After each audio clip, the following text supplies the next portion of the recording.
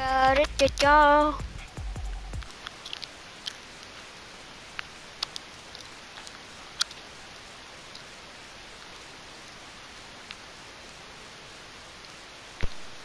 Ня-ня-ня.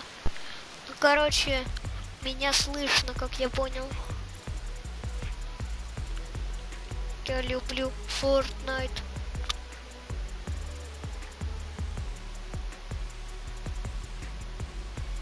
Я хочу вот эти двойные ножи.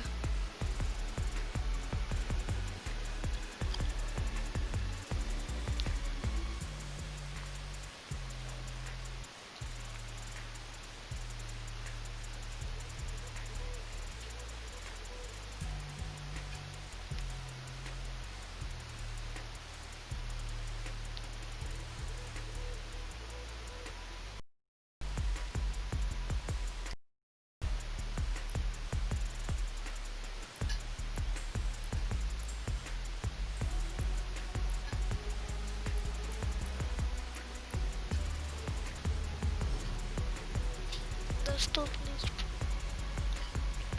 Так, в торговую точку тогда. Угу. Сейчас я получу стиль. Ура!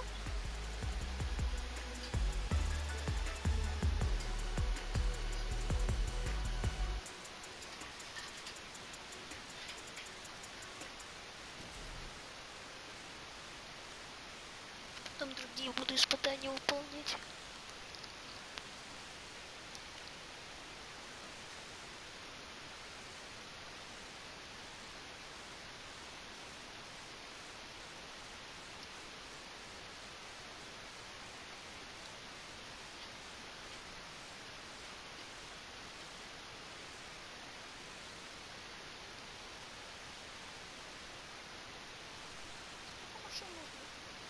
Сколько машин нужно уничтожить?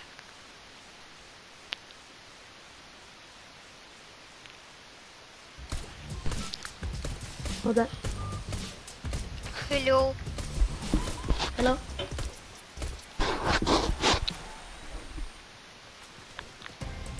G'day, beloved legends.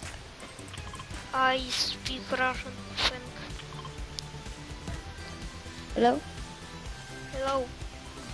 Do you speak Russian? No, English. Okay.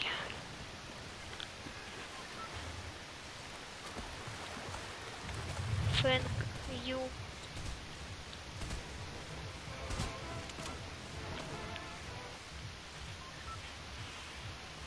I'm not English. Я плохо знаю английский язык. I am from Norway, but I speak English. I'm not speak English, thanks. I speak Okay. Russian.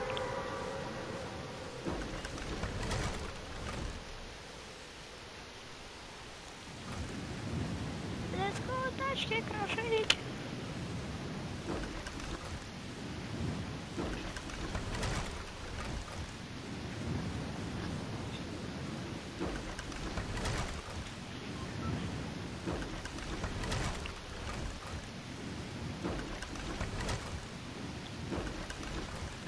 In car in Fortnite.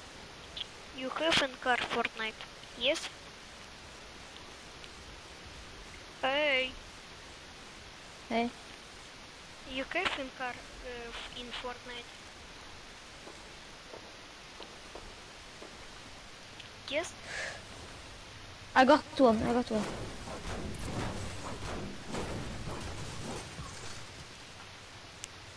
One. I got one kill. Yeah.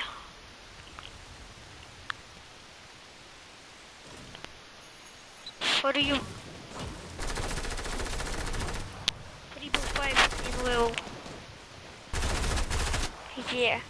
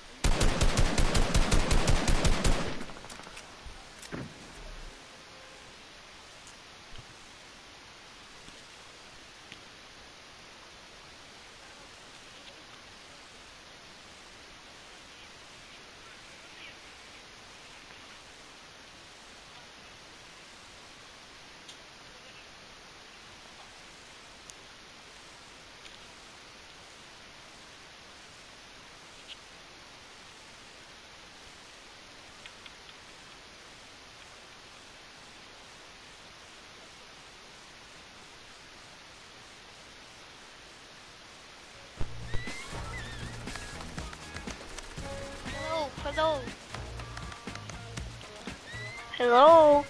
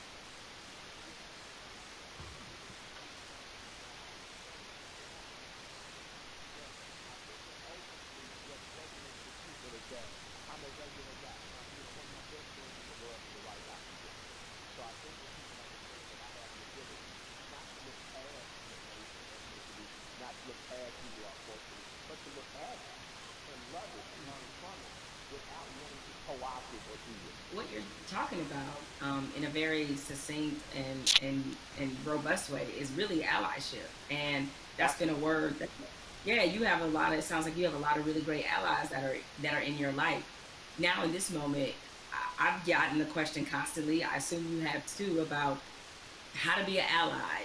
You know, what do I have to do? Right?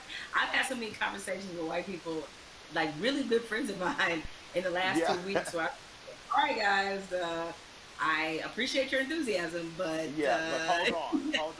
hold on a second, just relax. But nevertheless, that being said, is that, you know, what would you say to somebody who wants to not only be an ally but be a good ally? You want to be a good ally in this moment. White corporation, white person with the means. That's a worthy allyship. On a ground level, if you're just working hard every week, you don't know what to do. You're an electrician, you're a plumber. Grab one young man who doesn't look like you, a young woman, and teach them that trade. That's allyship. Allyship isn't just throwing the money, but if you got the big money, put it towards somewhere. But on a very real and basic level, my son had an accident with a man named Keith. I bought my son a car. My son Malik, with a very pretty girl in the front seat, rear-ended this guy. Calls me. I pull up to Keith and the police officer. I say, if he'll allow me to handle this privately, I just don't want to call my insurance company because, you know, I had just got in an accident, but I drive fast. My son, Keith, in good faith, gave me the opportunity to do that, and me and this man became friends. You know, I'm literally friends with this white man who told me about Atlanta, pre-white flight and desegregation, who's taught me about fatherhood and the importance of presence in your child's life. That doesn't happen if we're not open for it to happen. So an allyship with white people doesn't have to be an organization of saving the world. But you do have to do what me and Keith did. You do have to, on blind faith, trust someone who doesn't look like you and allow that person to educate you. So an allyship is not just calling your black friends saying what I do. It's going to black organizations that might be local and saying, what am I doing? It's calling your friend and saying, what's the next thing you're doing? And I want to be an extra set of hands. Doesn't mean you get to go to the black people meeting, but it does mean that they say, I'm going to feed people on Skid Row. You show up. And you show up with empathy and care, you do it. And I'm going to tell you, we need doctors in that space.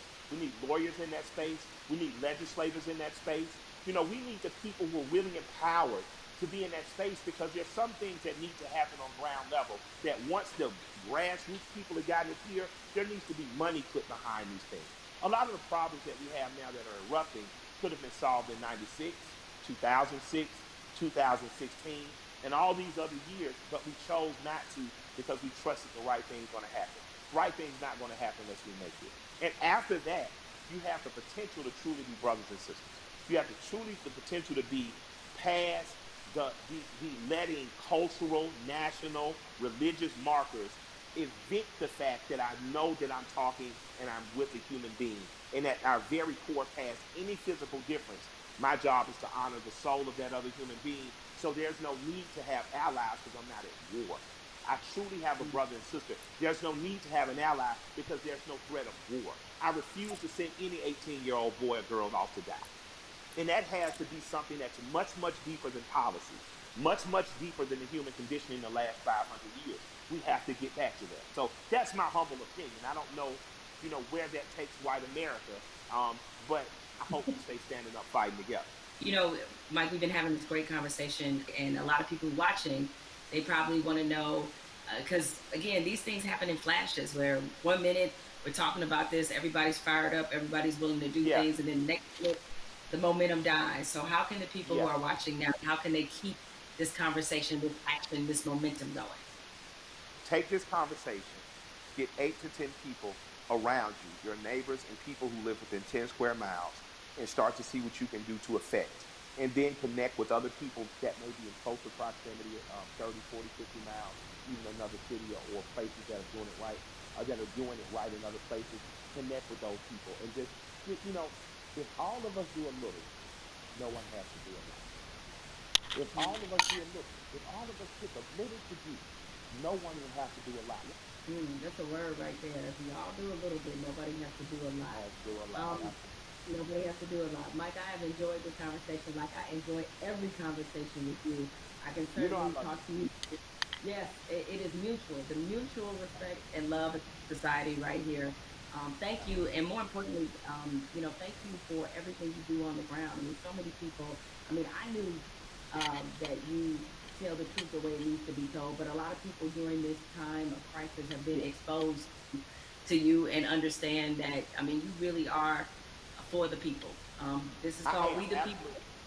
absolutely, This is you all day long. So thank you for all the work and all the inspiration, all the words, everything that you're adding to this conversation, and more importantly to this action.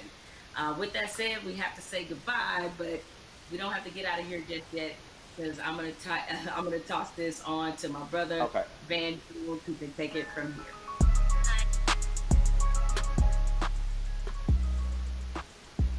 Jamel and I, we spent the past hour been talking to Killer Mike. We've been talking to Elaine Welteroth. We also got a chance to see that amazing video from Lil Baby. Jamel, what did you get from your conversation with Killer Mike? And more importantly to me, what do you make of this moment that we're in? The one thing you can always expect from Killer Mike is one honesty. I think that's why a lot of people look at him as a really credible voice right now. He's honest about what he knows and honest about what he doesn't know. So I think when you have those elements, that's going to always make for a pretty good conversation. I'm with you. I mean, this moment at the same time is welcome. It's also a little bit surreal in terms of what took us so long to get here to make sure that we're not always starting from ground zero every time we have to have a significant conversation about racism. Why do you think it's different? Because there have been videos before, and yet people still now act like they're shocked. Help me understand what's different this time from your point. What's your theory? It's two things that I think stood out about the George Floyd video. One, there was no yeah, but. And granted, in my mind, we've seen videos where there was no yeah, but people nevertheless invented a yeah, but. But in this one, there really wasn't one, even if you were Stretch Armstrong trying to stretch and find one, there just wasn't one. What always has just stuck with me is the look on this officer's face as he was kneeling on George Floyd's neck. It was so cold. It was as if this were Thursday. And he showed such little emotion, remorse, any emotion you want to name. He didn't show any of that as he killed a man in the middle of the street with bystanders looking on. So I think that situation, coupled with the fact we had already been reeling from Ahmaud Arbery, we had already been reeling from Breonna Taylor. And even though the situation wasn't fatal, there was definitely a storm of frustration at what happened with Christian Cooper. So this all together leads us to this moment where finally, even the most adamant naysayers who wanted to pretend as if this wasn't a structural problem, what could they say? I mean, there was nothing else that could be said, and I think everybody who was already fed up decided now is the moment, now is the time. The world has slowed down because of COVID-19. If we are going to address this needs to happen now. I've never seen 20, 30 million white people asking black people for leadership. That's interesting because they start, well, what do you want me to do? And I'm like, well, I don't know. Google is a powerful tool. I don't know. I'm realizing now, though, that this is an honest question. How do you think that we as African Americans and our allies can rise to meet a moment like this and actually accept the fact that we may actually have a couple million new allies? And how do we deal with that? That's new for us. I'm glad you used the word leadership because there's a difference between us being put in a leadership position and us being put in an educational position. The educational part, we are long past, right? Like we don't want to be educating anybody else about race. We're not here to soothe you. We're not here to make you feel better. But leadership is something different. And it looks different depending on how you want us to take that leadership. Certainly, we are accustomed to being a voice on these issues. We're accustomed to setting the agenda. It's fine if we continue to lead in that direction. I think what we're looking for is if this were, a relay race, we want to pass the baton and we want you to be able to say, okay, here's what we've been feeling about this issue. Here's what needs to happen to change it. The other part of this race is that you got to be willing to run it just as hard and as fast as we are. Because if you're not, that's why we remain stuck in the flying pattern that